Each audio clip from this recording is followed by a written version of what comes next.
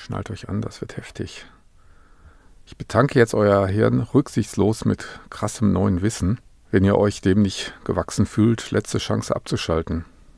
Okay, ihr habt es nicht anders gewollt. Kleines Recap. Microchip hat ja Nachfolger des AT-Mega, berühmt durch die Arduinos, rausgebracht. Die AVRs und die AT-Tinys.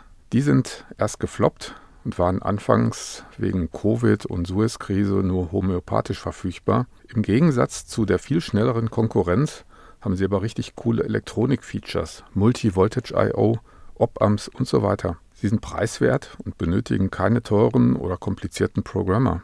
Und dazu hatte ich ja schon diverse Videos gemacht. Für ein Projekt brauche ich jetzt einen Rotary Encoder, also einen Drehimpulsgeber oder Endlos-Drehregler. Ich möchte diesmal die neuen Logic-Bausteine dafür nutzen, die CCL, Configurable Custom Logic. Vorteil: Ich kann den Controller echtzeitfähig machen. Echtzeitfähig heißt, ich weiß genau, nach wie vielen Takten er wieder eine Routine durchlaufen wird. Wenn ich die CCLs dafür nutze, unterbrechen keine Interrupts den Ablauf. Bleibt bis zum Ende dran, dann zeige ich euch, was ich vorhabe. Ein Rotary Encoder, das ist sowas hier. Herkömmlich lege ich im Controller 2 Pins an die beiden Ausgänge vom Encoder und hänge einen Change Interrupt dran. Wird der Interrupt getriggert, muss ich anhand von vorigen Pegeln schauen, in welche Richtung ich gedreht habe. Dann speichere ich den neuen Status der Pins und muss noch irgendwo einen Zähler schreiben oder Logik aufrufen. Mein Encoder würde den Interrupt allerdings 50 Mal pro Umdrehung auslösen. Doof für Echtzeitanwendungen. Wenn ihr auf einem Pin ein Signal samplen wollt oder zeitkritisch oder mit minimaler Latenz auf ein Kommando von der seriellen Schnittstelle reagieren wollt, dann ist das blöd, dass ihr da 50 Mal pro Umdrehung da unterbrochen werdet. Ich habe auch immer wieder mit Glitches und Aussetzern zu kämpfen. Da ist halt alles synchron. Wenn die CPU gerade mit was anderem beschäftigt ist oder auch 2 Interrupts gleichzeitig reinkommen, dann geht schon mal ein Signal verloren oder das führt zu sehr komischen anderen Merkwürdigkeiten. Meine Lösung war bisher, 2 Controller zu verwenden, einen nur für die Steuerelemente und den anderen dann für die Echtzeitroutinen. Aber die müssen dann ja auch miteinander sprechen, das ist also schon ein ziemlicher Aufwand und auch Schaltungsaufwand. Mal zu den Basics von den Logic-Bausteinen. Mit den neuen AVRs und AT-Tinys gibt es jetzt einen komplett neuen Ansatz, das Eventsystem und die Logic-Bausteine, die CCLs. Ich erkläre euch erstmal die Basics. Jeder Logikblock hat 3 Eingänge und mit einer Lookup-Table kann ich definieren, was am Ausgang rauskommt. Und dann kann ich hier sagen, ja okay, da liegt 0, 0 und 0 an. Und da kann ich dann sagen, was rauskommen soll, 1 oder 0. Dann 1, 0, 0, 0, 1, 0, 1, 1, 0 und so weiter und so fort. Das heißt, ich habe hier 8 Zeilen in meiner Tabelle. Das ist genau ein Byte, das ich dann hinten als Zahl in die Logik reinschreiben kann. Ich kann in der Logiktabelle aber auch nur 2 Eingänge nutzen und den dritten Eingang einfach abschalten. Vorteil: Einmal konfiguriert, funktioniert es komplett unabhängig vom Programmcode. Und noch besser, das Ganze ist asynchron, unabhängig vom Controllertakt. Also eine Lookup-Table kann mit über 80 MHz Signale verarbeiten. Aber selbst eine komplexe Logik mit 4 CCLs verknüpft, verarbeitet Signale mit 20 MHz komplett, ohne Source-Code anzurühren. Klar kann man das auch mit dem ARM Cortex M7 mit 500 MHz machen, aber das ist genauso dumm wie mit dem Schwertransporter 200 Meter zum Bäcker zu fahren, um 2 Brötchen zu holen. Ja, aber die CCLs sind weit mehr als nur diese Lookup-Table. Es können noch Filter, Synchronizer, Edge-Detektoren zugeschaltet werden. Brauchen wir auch alles. Wartet mal ab. Es gibt je nach Microcontroller-Modell 4 oder 6 Logikblöcke, die ihr benutzen könnt. Jeder Logikblock kann mit diversen Eingängen verknüpft werden. Pins, Timer, Counter, Events, serielle Schnittstellen, SPI, analoger Komparator oder dem Ausgang eines anderen Logikblocks. Das machen diese Multiplexer hier, ist aber eigentlich ganz einfach zu konfigurieren, sieht jetzt kompliziert aus, zeige ich gleich. Den Ausgang kann ich jetzt mit einem speziellen Pin, das muss ich dann nachgucken, welcher das ist, oder dem Eventsystem oder als Rückkopplung wieder in den Input konfigurieren. Das Eventsystem hilft uns, Ein- und Ausgaben flexibel miteinander zu verknüpfen. Klingt simpel, ist es auch. Erwartet ab, was damit alles möglich wird. So, jetzt da ihr Experten fürs Event- und Logiksystem seid, können wir uns ja auf das Encoder-Problem stürzen. Das Beispiel basiert auf einer Seite von Microchip, die verlinke ich euch. Ein Encoder funktioniert grundsätzlich so, also ihr habt hier so eine Scheibe, da sind so Kontakte drauf und dann dreht ihr das. Und da gibt es zwei Kontakte, ein A und ein B. Diese beiden Kontakte ergeben jetzt folgendes Signal. Ich brauche gleich hier oben ein bisschen Platz, um die Logikschaltung euch aufzumalen. Daher jetzt fange ich hier unten an. Also A kriegt zuerst den Kontakt. Und irgendwann ist der Kontakt dann vorbeigedreht, dann geht er runter. Dann kommt wieder ein Kontakt, dann geht er runter und so weiter.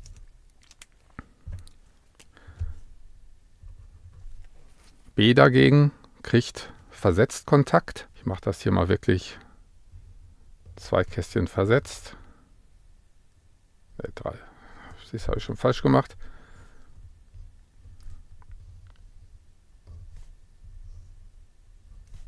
Und so weiter. Das ist jetzt, wenn ich in die Richtung drehe. Wenn ich in die andere Richtung drehe, dann ist es genau umgekehrt. Erst kriegt B das Signal, dann geht es runter, rauf, runter und so weiter. Ein bisschen versetzt.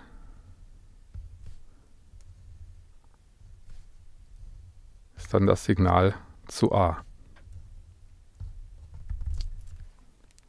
Ist klar, ne? Also wenn ich so rumdrehe, kriegt erst A hier das Signal. Wenn ich ein bisschen weiter drehe, hat B Kontakt, kriegt das Signal. Dann wandert der Kontakt aus A raus. Dann wandert er aus B raus und dann wieder von vorne. In die eine Drehrichtung geht erst A auf 1 und dann wieder runter. Dann B auf 1 und dann wieder runter. Es gilt also für uns jetzt, diese Bedingung hier zu erkennen. Diese Bedingung, dass erst A runtergeht, dann B runtergeht, dann die Bedingung, dass A raufgeht und dann B raufgeht, dann dass A runtergeht und so weiter und so fort. Ne? Dasselbe hier, also erst geht B rauf und dann A rauf, dann B auf 0, A auf 0. Das sind die verschiedenen Conditions, die wir erkennen müssen. Also die und die und die und die Abfolge ist dann Drehrichtung im Uhrzeigersinn, die und sie sind dann Drehrichtungen gegen den Uhrzeigersinn. Wir machen das jetzt folgendermaßen, dass wir hier Pin A haben in ein Eventsystem rein. Der Vorteil ist, danach können wir ihn also das Eventsystem kann jeden Pin aufnehmen und irgendwohin weiterleiten, während die Logik Bausteine halt nur bestimmte Pins aufnehmen können und weiterleiten können. Das heißt also, es ist immer schlauer, so ein Eventsystem dazwischen zu schalten. Pin B, und jetzt wird es interessant. Ich brauche jetzt neue Farben. Hier unsere Logik 1. Die hat 3 Eingänge. Und die Logik 2 hat auch 3 Eingänge. Und die haben entsprechende Lookup-Tables. Und ich muss jetzt diese beiden Signale verarbeiten. Deshalb leite ich die in beide Logiken rein. Also die hier in die Logik auf den ersten Eingang und die hier auf den zweiten Eingang. Der dritte Eingang ist unbenutzt. Ich muss jetzt mir eine Logiktabelle entwickeln, die genau diese Abfolgen erkennt. Ist nicht ganz einfach, aber vertraut mir, wir kommen zum Ziel. Fangen wir mal mit der ersten Logiktabelle an. Hierfür nehmen wir den Lookup Table 1.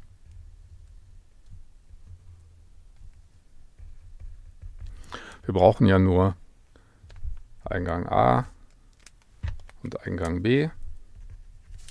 Das heißt, der Eingang C ist nicht belegt, deshalb ist die Lookup Table relativ einfach. Ach so, schon falsch.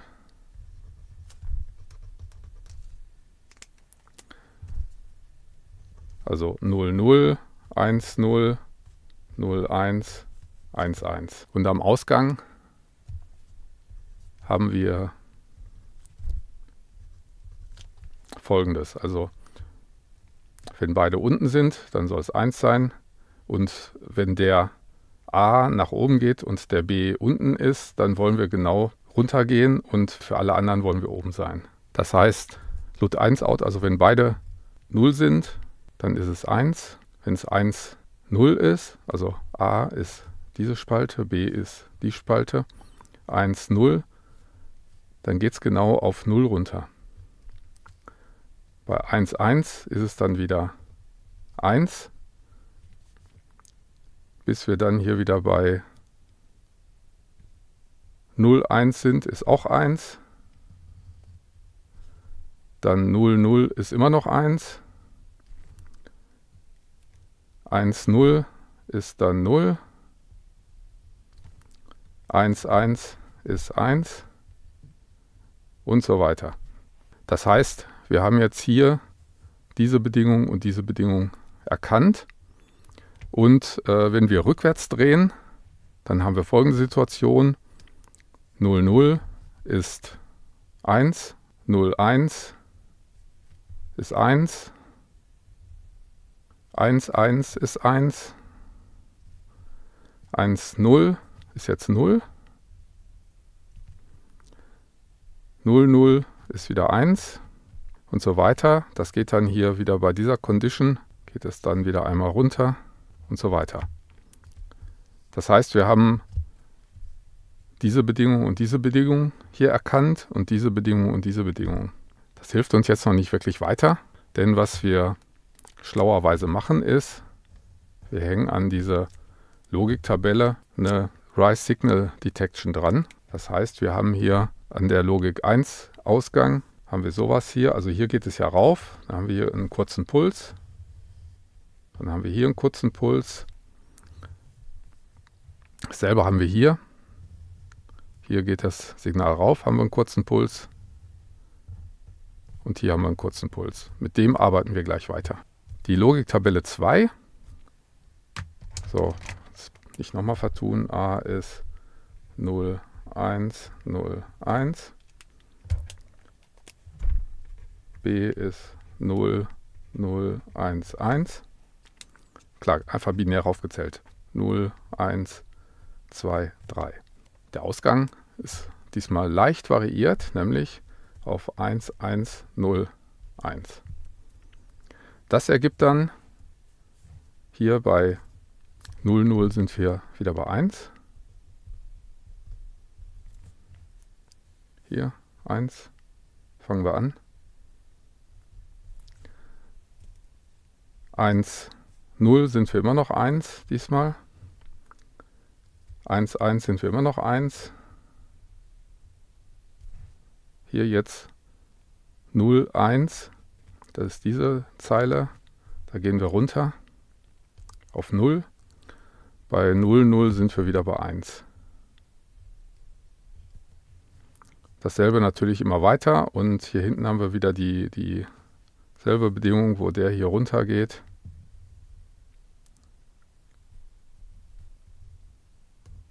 Und umgekehrt ist es auch so, hier 0, 0 ist 1, dann 0, 1 ist jetzt 0, dann haben wir 1, 1 ist 1 und könnt mir glauben, das ist dann alles wieder 1, bis wir dann wieder hier an die Bedingungen kommen, wo das Signal und so weiter. Und auch hier machen wir natürlich Rise Detection. Das heißt, ein L1 kommt raus.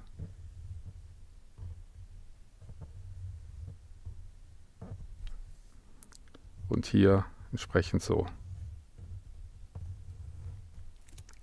Wir schalten jetzt hier natürlich eine zweite Logik nach, weil wir sind ja immer noch nicht am Ziel. Wir haben jetzt hier irgendwie Pulse, aber wir wollen ja die und die Pulse, die sind ja für diese Drehrichtung und diese Pulse sind für die andere Drehrichtung, die wollen wir jetzt einsammeln. Es ist einfacher, als ihr denkt.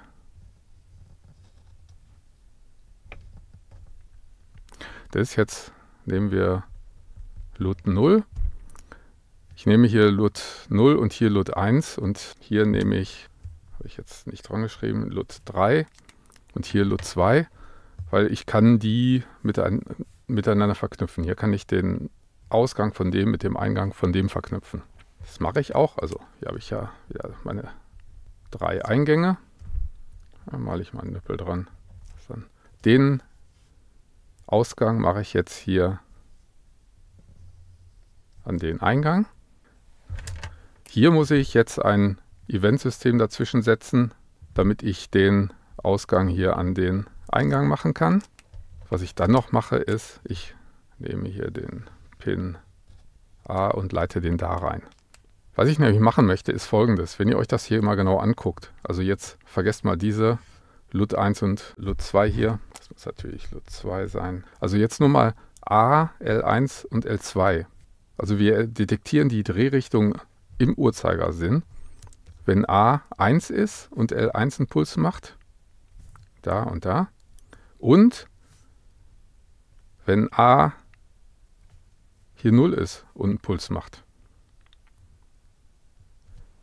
Diese Drehrichtung detektieren wir, wenn B 1 ist und einen Puls macht, hier, also die hellgrüne Kurve, und B 0 ist und hier ein Puls ist.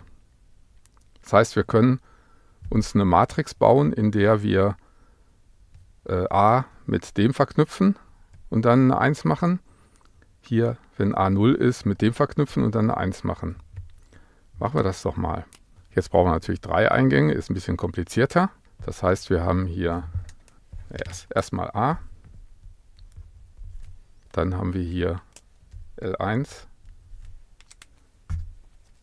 und L2. Das Ganze ist natürlich jetzt eine Binärmatrix mit 8 Bit.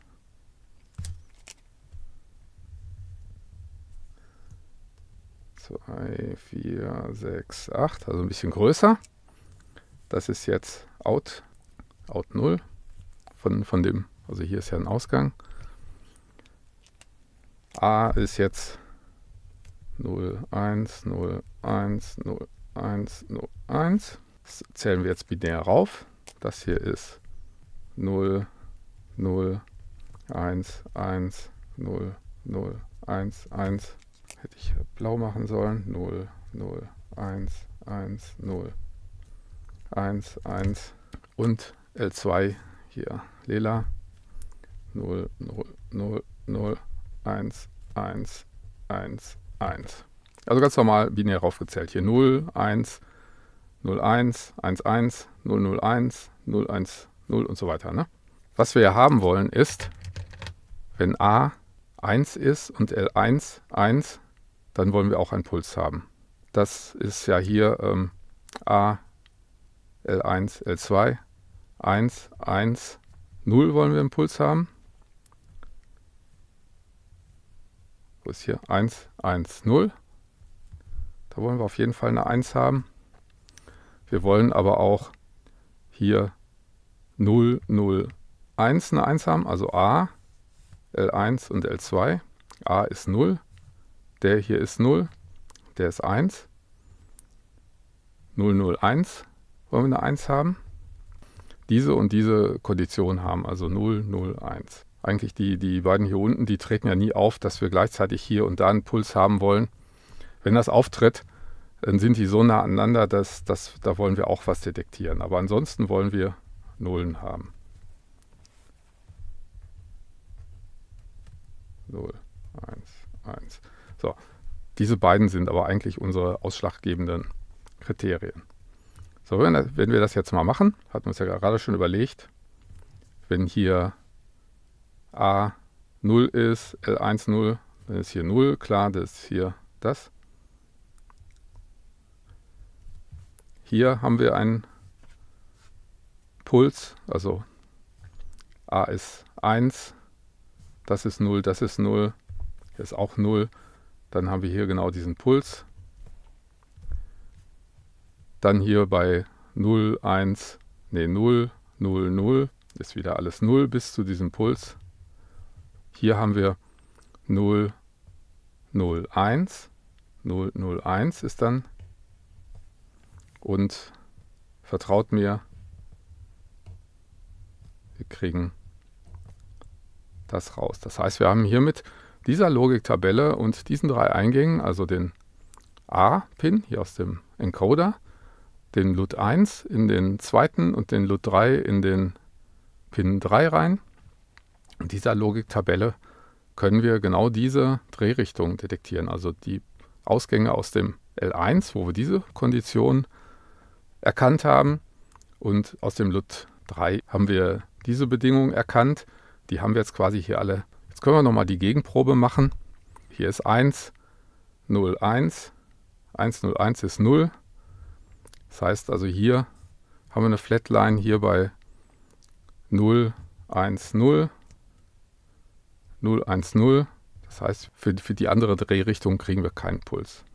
Für die letzte Logik, das ist jetzt LUT2, wie gesagt, also hier 3 und 2 und 1 und 0 gehören zusammen. Da müssen wir natürlich dasselbe wieder machen. Hier ist wieder ein Eventsystem, um das, achso, ja, weiß gleich in den richtigen Farben. Hier ist also ein Eventsystem aus dem Ausgang hier, und das leite ich in den dritten rein. Der hier, den kann ich ja direkt mit dem verbinden. Aber jetzt nutze ich hier B in den ersten Ausgang. Das heißt also, hier habe ich hier die Spalte von B anstatt A.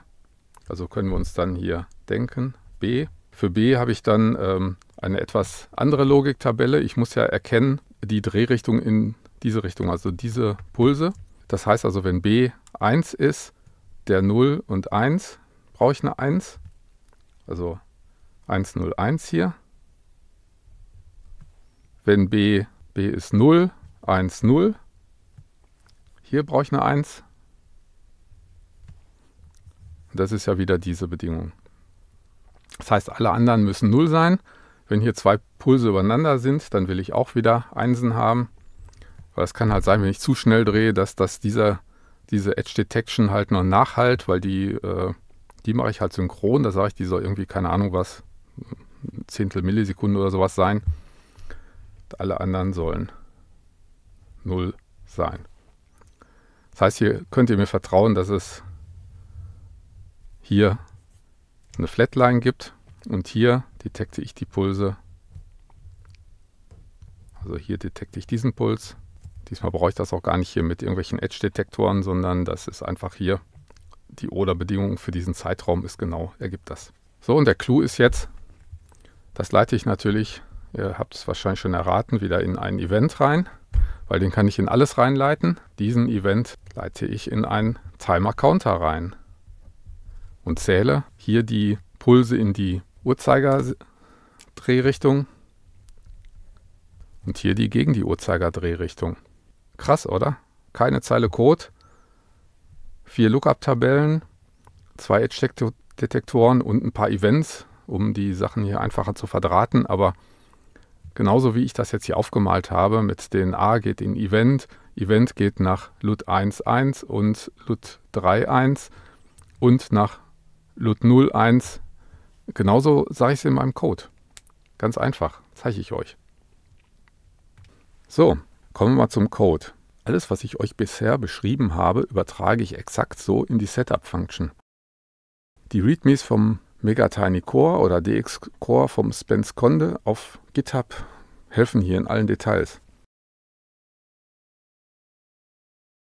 Schauen wir uns mal den Source Code an.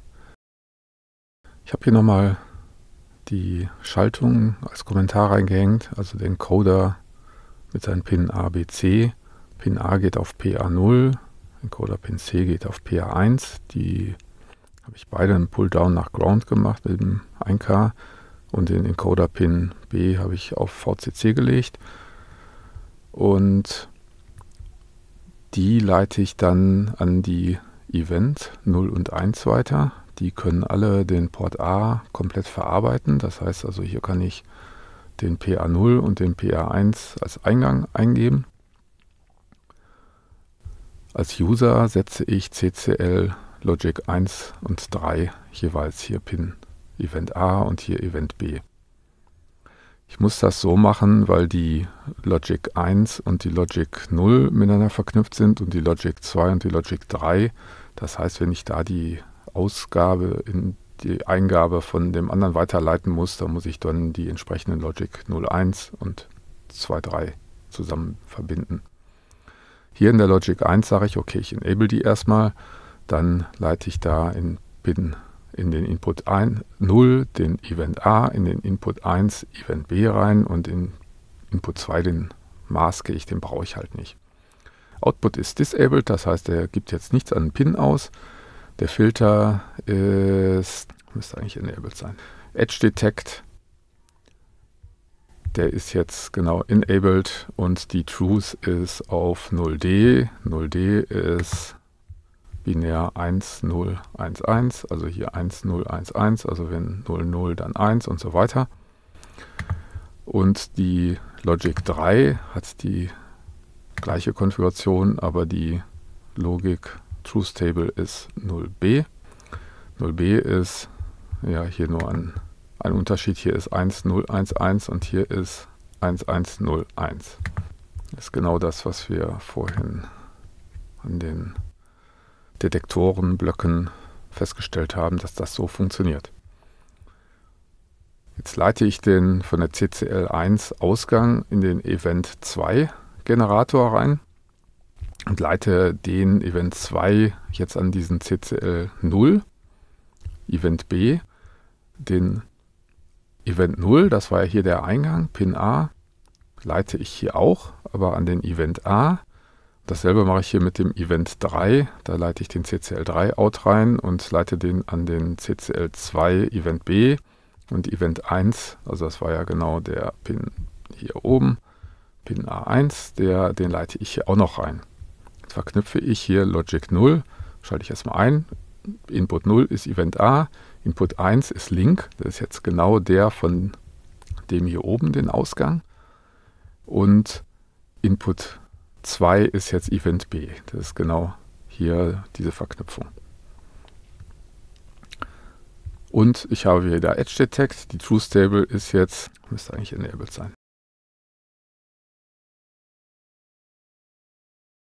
Das ist genau das, was wir vorhin uns überlegt hatten. Wenn der Pin A und dann das Signal kommt, dann drehen wir uns in die eine Richtung und dann in die andere Richtung. Das sind genau diese beiden Detektoren hier. Jetzt kommt der Clou. Aus dem CCL0 Out, den leite ich in den Event Generator 4 und sagt der User davon ist unser Timer Counter B0. Und den Event 5, da leite ich den CCL2 raus, also den Detektor in die andere Drehrichtung und sage, das soll in den Counter 1 reingeleitet werden. Dann muss ich die ganzen Events hier, die ich benutzt habe, noch starten und die Logic starten. Das war's und die Loop ist leer. Also da ist dann kein Source Code mehr drin. Also eigentlich ganz einfach. Steht auch alles auf der GitHub-Seite vom DX Core oder vom Mega Tiny Core, wie die Methoden heißen und wie die Settings oder die Konfigurationen hier heißen. D8 und dasselbe mache ich hier für die Logic 2, da ist die Truth Table dann E4. So, jetzt nur noch kompilieren, an den Controller übertragen und dann fertig zum Testen. Das Projekt, in dem ich den Encoder in der Echtzeitanwendung brauche, ist ein MIDI-Controller, um Synthesizer und Drum Machines zu steuern. Das Projekt werde ich hier auch noch zeigen. Die zweite Version der Platine ist schon auf dem Weg zu mir. Im Gegensatz zu den mir bekannten Controllern baue ich hier eine Plattform, mit der man unterschiedliche Dinge machen kann. Splits, Arpeggios, Arrangements, je nachdem, was man gerade da drauf programmiert und wie man es braucht. Zudem wird das alles sehr kompakt, dafür mit vergleichsweise großem Display und mehrere MIDI-In- und Outs. Demnächst mehr dazu auf meinem Kanal. Ja, ich hoffe, ich konnte euch erklären, wie geil das Eventsystem und die Logic-Blocks und ihre ganzen Features sind. Schaut doch mal selber nach Beispielen auf der Microchip-Seite oder googelt, was damit alles möglich ist. Man muss halt ein bisschen um die Ecke denken, aber ich glaube, das kriegt ihr hin. Ich bedanke mich fürs Zuschauen, wünsche euch was. Bis dann, tschüss. Müsste eigentlich enabled sein.